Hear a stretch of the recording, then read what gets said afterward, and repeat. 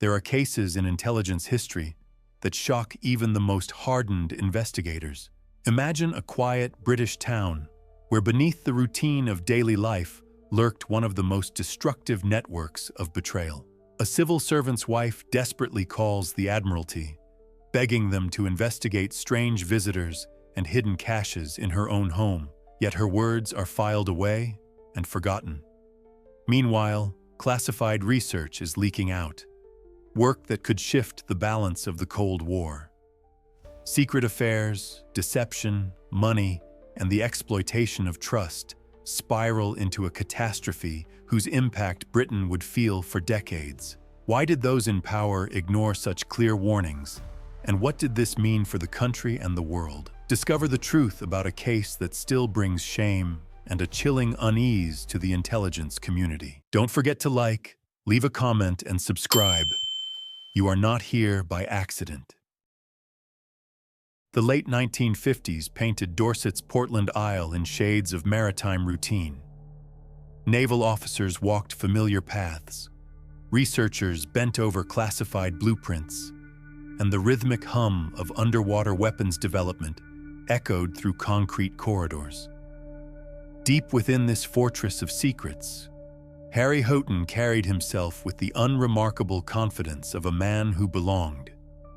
But belonging can be dangerous when you're already someone else's property.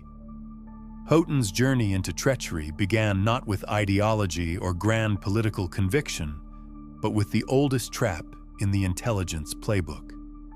In 1951, Warsaw, a middle-aged British clerical officer met a young Polish woman named Katarina. She was everything his dreary marriage wasn't: vibrant, attentive, expensive. Under communist rule, Warsaw operated on scarcity and black market opportunities. Houghton's embassy position granted him access to Western luxuries that could fetch handsome returns. Encouraged by his enchanting mistress, he began supplementing his meager income through illicit trading. The arrangement felt almost innocent, until Polish authorities materialized with an offer he couldn't refuse. "Spy for us," they suggested, "or face prosecution behind the Iron Curtain." The choice seemed obvious to a man already drowning in compromise.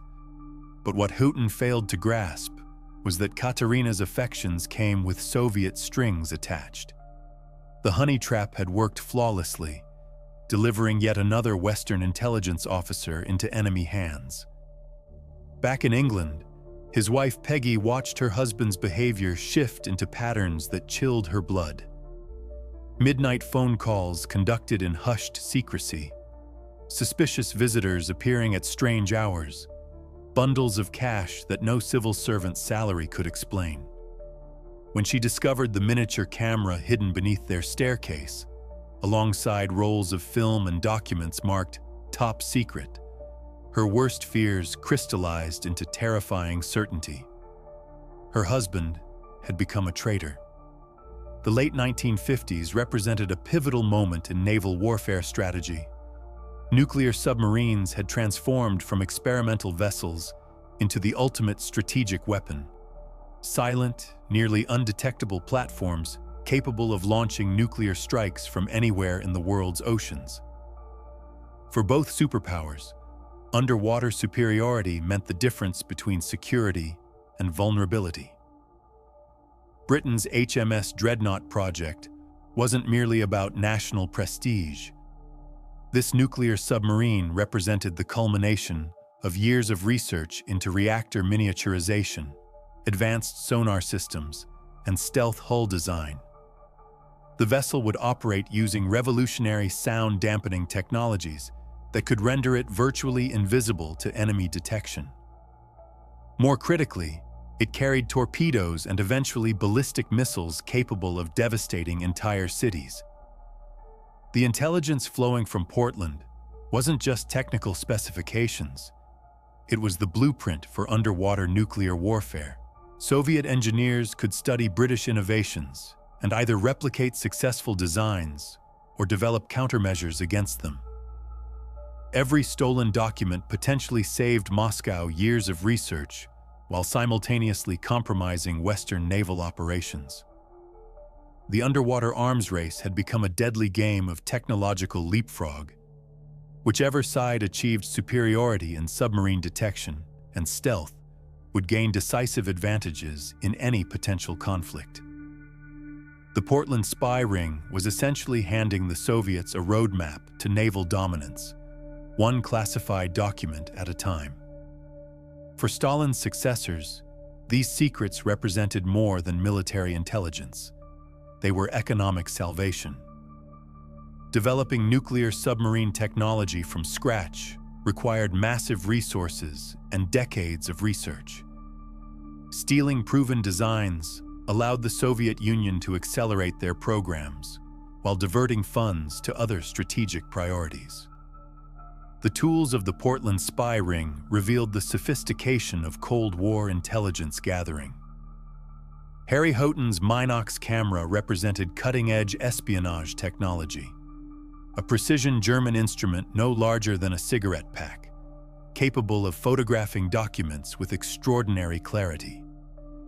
The camera used special fine-grained film that could capture even small text and technical diagrams with sufficient detail for analysis. Operating the Minox required careful technique. Documents had to be perfectly flat and evenly lit to avoid shadows that might obscure critical information. Houghton learned to position papers near windows during lunch breaks, using natural light to achieve optimal exposure. The camera's small size allowed him to conceal it easily, but the photography process itself demanded precious minutes of uninterrupted access to classified materials. The Krogers communication system represented equally impressive technical achievement. Their radio transmitter operated on specific frequencies at predetermined times, sending brief encrypted bursts to Soviet receiving stations. The messages used one-time pad encryption, theoretically unbreakable codes based on random number sequences that were used only once before destruction. Helen Krogers' microdot production required remarkable precision. She would photograph documents using high-resolution film, then reduce the images to tiny dots barely visible to the naked eye. These microscopic photographs were carefully inserted into the spines of books using specialized adhesives. The process demanded steady hands and perfect timing. Any mistake could destroy weeks of collected intelligence. The network's operational security relied on multiple layers of deception. Dead letter drops allowed information transfer without direct contact between operatives. Coded personal advertisements in newspapers could signal emergency meetings or operational changes. Even their meeting locations were chosen for specific advantages. Theaters provided natural cover for extended conversations, while pubs offered background noise that defeated surveillance equipment.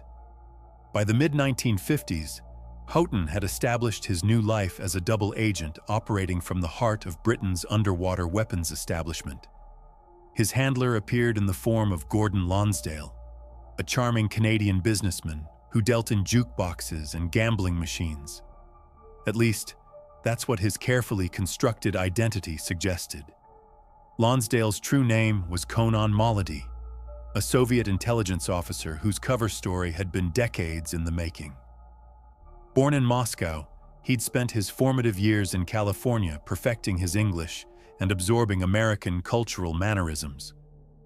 By the time he arrived in London as an illegal, a spy operating without diplomatic protection, his transformation was complete.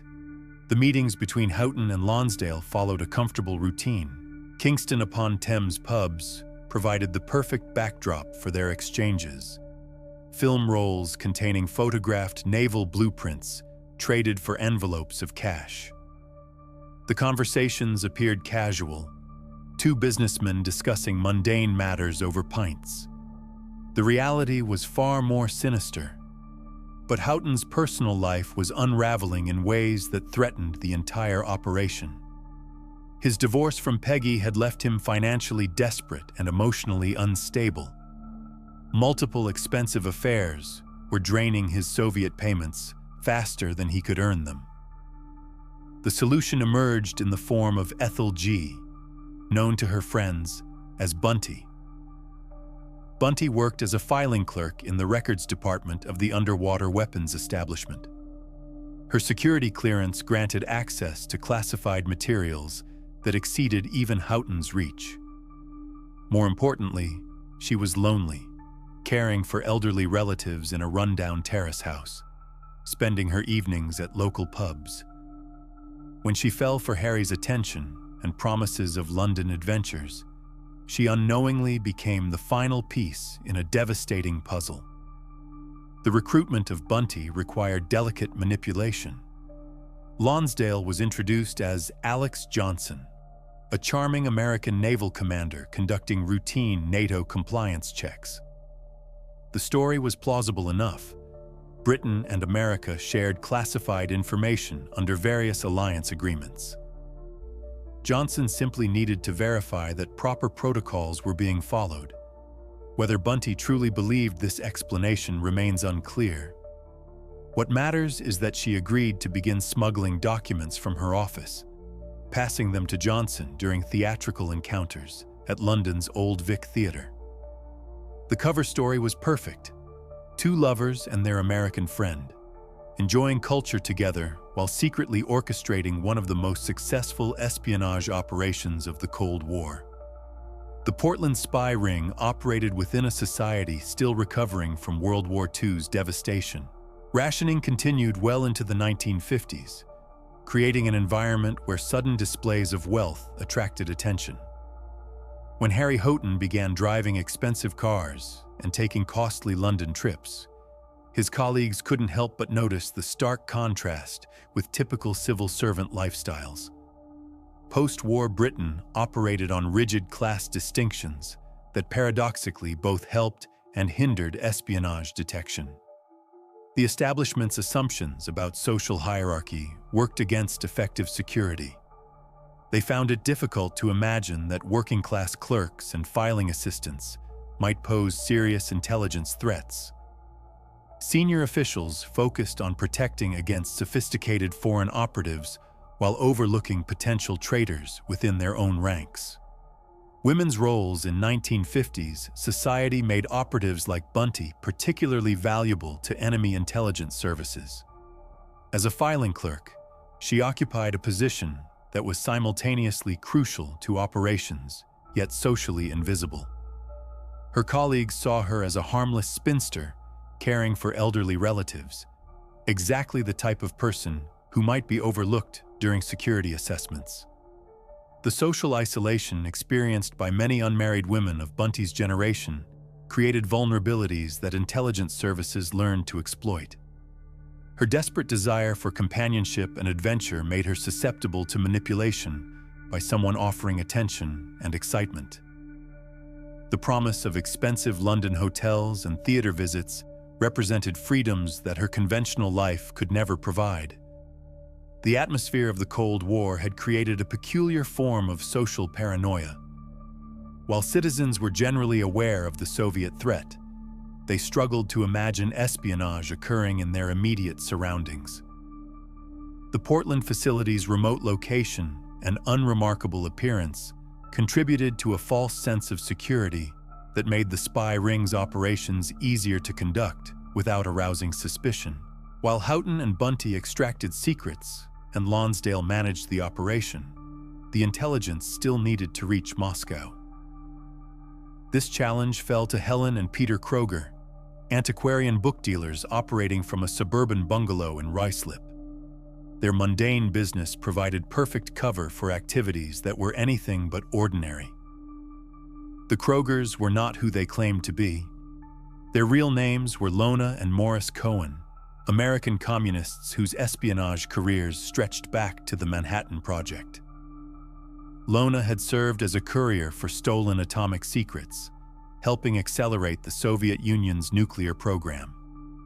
When pressure mounted in America, they fled to Moscow, received new identities, and eventually settled in London to continue their work. Beneath their kitchen floor, A sophisticated radio transmitter connected them directly to Soviet intelligence headquarters. In their attic, a 75-foot antenna provided the technical backbone for communications that would span continents. Their book business offered the perfect method for physically transporting intelligence. Microdots hidden within book spines could be shipped to fictitious customers across Europe without arousing suspicion. The Portland spy ring's operational method revealed elegant simplicity. Bunty would pilfer documents from the underwater weapons establishment. She and Harry would travel to London, passing materials to Lonsdale at theatrical venues. Lonsdale would deliver everything to the Krogers, who would photograph, encode, and transmit the intelligence to Moscow via shortwave radio. Critical information was also converted to microdots and physically smuggled through their book export business. For years, this system operated with machine-like efficiency. British naval secrets flowed to Moscow at an unprecedented rate, including cutting-edge submarine detection technology and blueprints for HMS Dreadnought, Britain's first nuclear submarine. The Soviets were reading Britain's most classified naval developments, like morning newspapers, gaining insights that would shape Cold War naval strategy for decades. The irony was devastating. While British researchers worked tirelessly to maintain naval superiority, their own colleagues were ensuring that every breakthrough immediately reached enemy hands. The most damning aspect of the Portland spy ring was not the sophistication of its operations, but the spectacular failure of British authorities to act on clear warning signs. Peggy Houghton's detailed report to the Admiralty should have triggered immediate investigation. Instead, officials dismissed her concerns as the vengeful fantasies of a bitter ex-wife. The warnings didn't end there. In 1956, an executive officer at the underwater weapons establishment reported that classified files had gone missing from the facility's strongroom. The documents eventually reappeared, sitting openly on Harry Houghton's desk. The same officer noted that Houghton appeared to be living well beyond his civil servant's salary, driving a Renault Dauphine that his income couldn't possibly support. The response was bureaucratic inertia at its most destructive. Rather than launching a security investigation, authorities simply transferred Houghton to a different department with reduced access to classified materials. They treated a potential security breach as a personnel management issue, failing to grasp the catastrophic implications of their negligence. This pattern of willful blindness reflected deeper problems within British intelligence culture. The establishment's class-based assumptions worked against effective security. They couldn't imagine that ordinary clerks and filing assistants might pose serious threats. The focus remained on protecting against sophisticated foreign operatives, while ignoring the possibility that their own employees might be compromised. Meanwhile, the spy ring continued its work uninterrupted. Houghton's reduced access was compensated by Bunty's enhanced role in the operation. If anything, the superficial security measures made the network more effective by providing false reassurance to authorities who believed they had addressed the problem. The Portland spy ring might have continued indefinitely if not for an unexpected intervention from behind the Iron Curtain. In spring 1958, the U.S. ambassador in Bern, Switzerland, received a mysterious letter. Inside the envelope was another envelope, addressed to FBI Director J. Edgar Hoover and signed with the codename Sniper. The anonymous correspondent began passing Soviet secrets to American authorities, eventually revealing information that would change everything. Among his intelligence was the shocking revelation that two moles were operating within British services, one in MI6, the other in the Royal Navy. American intelligence relayed this information to MI5, who assigned the unknown operatives the codenames Lambda 1 and Lambda 2. Lambda 1 would eventually be identified as George Blake. the notorious double agent who had infiltrated MI6. But Lambda 2 remained mysterious until March 1960, when Sniper provided additional details. The naval spy had leaked secret manuals, and his name was possibly something like Hoopkaner or Hapkana. By May 1960, all signs pointed toward Harry Houghton.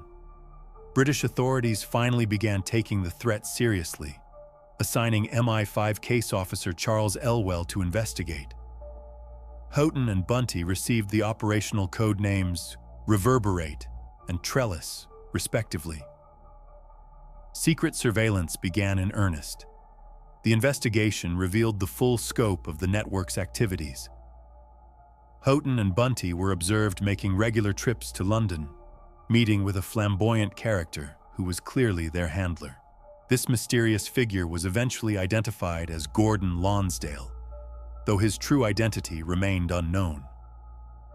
MI5 faced a critical decision: arrest the known operatives immediately or continue surveillance in hopes of uncovering additional network members. They chose patience, gambling that extended observation would reveal the full extent of Soviet penetration. MI5's surveillance operation revealed the methodical precision of professional intelligence work. In August 1960, agents watched as Houghton and Bunty handed a parcel to Lonsdale in exchange for something wrapped in plastic. Following Lonsdale to a Midland bank branch, they observed him placing both a suitcase and the received parcel in a safety deposit box. The decision was made to secretly search the deposit box contents. On September 17, 1960, MI5 officers discovered a comprehensive spy toolkit: 2 cameras, including a Minox miniature model, along with one-time pads hidden inside a Ronson lighter. Everything was meticulously photographed and replaced without disturbance. Canadian authorities confirmed that Lonsdale's passport was fraudulent, establishing him as an illegal, a foreign agent operating under false identity. But somehow, despite careful precautions, Lonsdale became aware that his security had been compromised.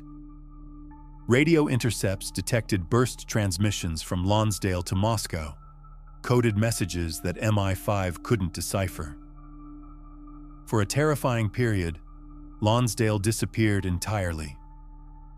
Authorities feared he had fled to the Soviet Union, taking crucial intelligence about British counterintelligence methods with him. But Lonsdale reappeared in October 1960. Intelligence suggested that despite knowing his cover was blown, the KGB had ordered him to return to London with assurances that any arrest would result in negotiated prisoner exchanges. The Soviets were willing to sacrifice their agents' immediate freedom to maintain operational continuity.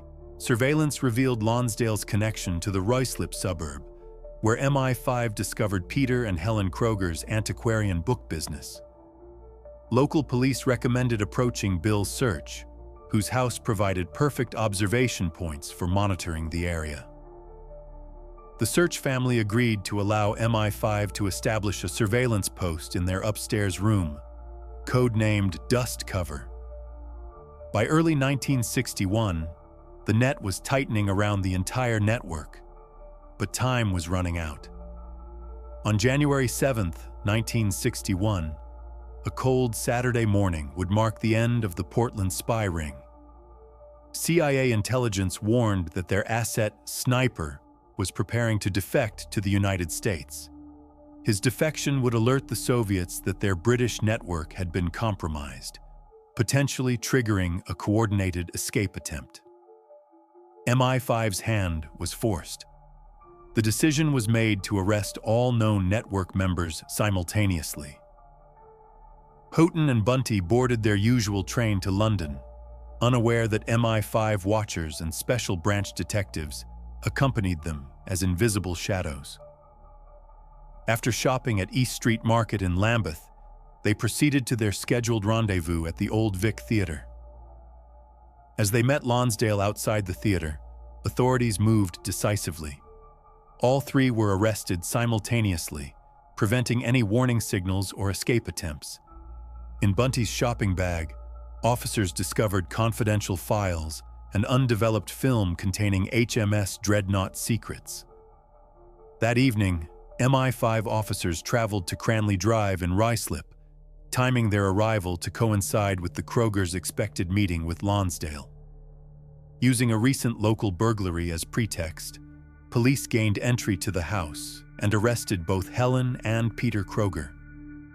The search of their bungalow revealed the full extent of their espionage infrastructure. Hidden in Helen's handbag were microdot communications between Lonsdale and Moscow. The house contained fake passports, a talcum powder tin with secret compartments, and the radio transmitter buried beneath the kitchen floor. Fingerprint analysis confirmed their true identities as the wanted American communists Morris and Lona Cohen.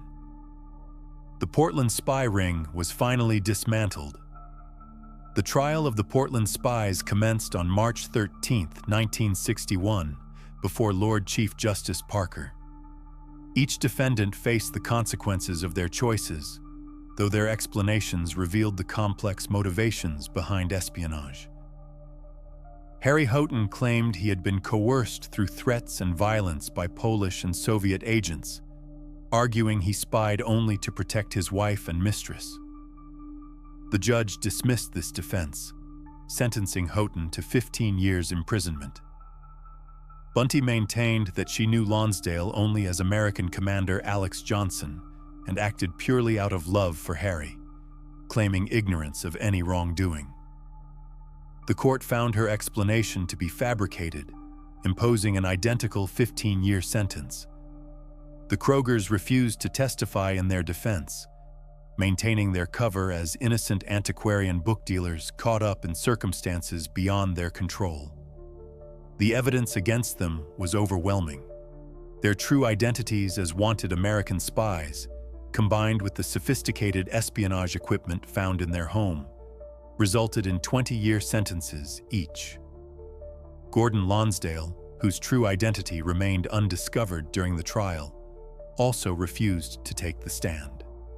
His only statement was to insist that the Krogers knew nothing of espionage activities. Determined to be the network's ringleader, he received the heaviest sentence of 25 years. But the story didn't end with imprisonment. The Soviet Union honored its promises to Lonsdale. In November 1962, British businessman Greville Wynne was arrested in Budapest while serving as a courier for Soviet double agent Oleg Penkovsky. On April 21, 1964, Lonsdale was released from Winson Green Prison and flown to West Germany, where he was exchanged for Wynne in a classic Cold War prisoner swap. Konon Molody's freedom was short-lived. He passed away in October 1970 after suffering a stroke during a family picnic. The Soviet government honored him with a commemorative postage stamp in 1990. The Krogers were similarly exchanged in October 1969 for Gerald Brooke, a British citizen imprisoned in Russia on questionable charges. They were personally welcomed by KGB chairman Yuri Andropov and presented with the Order of the Red Banner. Later named Heroes of the Russian Federation, they too were immortalized on Russian stamps in 1998. Ironically, Harry Houghton and Bunty, who received the most lenient sentences, served the longest prison terms. They were permitted to correspond during imprisonment and resumed their relationship after release in May 1970. They married in April 1971, finding some measure of happiness in their remaining years. Bunty passed away in 1984, followed by Harry in 1985. The Portland spy ring represented one of the most damaging intelligence failures in British history. For nearly a decade, crucial naval secrets flowed to Moscow, while authorities ignored clear warning signs and dismissed credible reports. The Romer Inquiry, established to examine the circumstances that enabled this catastrophe, was unsparing in its criticism. The underwater weapons establishment's failure to investigate Houghton properly in 1956, despite his ex-wife's detailed warnings and obvious signs of unexplained affluence, represented institutional negligence of breathtaking proportions. The human cost extended far beyond classified documents. British naval strategies were compromised, potentially costing lives in submarines that operated with secrets already known to enemy forces. The psychological impact on intelligence services was equally devastating, as trust eroded and paranoia took root in organizations already struggling with the defections of Guy Burgess, Donald MacLean, and Kim Philby. In 2017 and 2019, the British National Archives released previously classified documents that revealed the full scope of intelligence failures. The Portland spy ring succeeded not because of sophisticated tradecraft or ideological conviction, but because of institutional arrogance and the dangerous assumption that ordinary people couldn't pose extraordinary threats. The quiet Isle of Portland returned to its maritime routine, but the legacy of those secretive years continues to echo through intelligence communities worldwide. Sometimes the greatest threats come not from foreign operatives infiltrating from outside, but from ordinary citizens who make extraordinary choices when love, greed, and circumstance align in dangerous ways. The Portland spy ring reminds us that in the shadowy world of espionage, the most devastating betrayals often begin with the smallest compromises.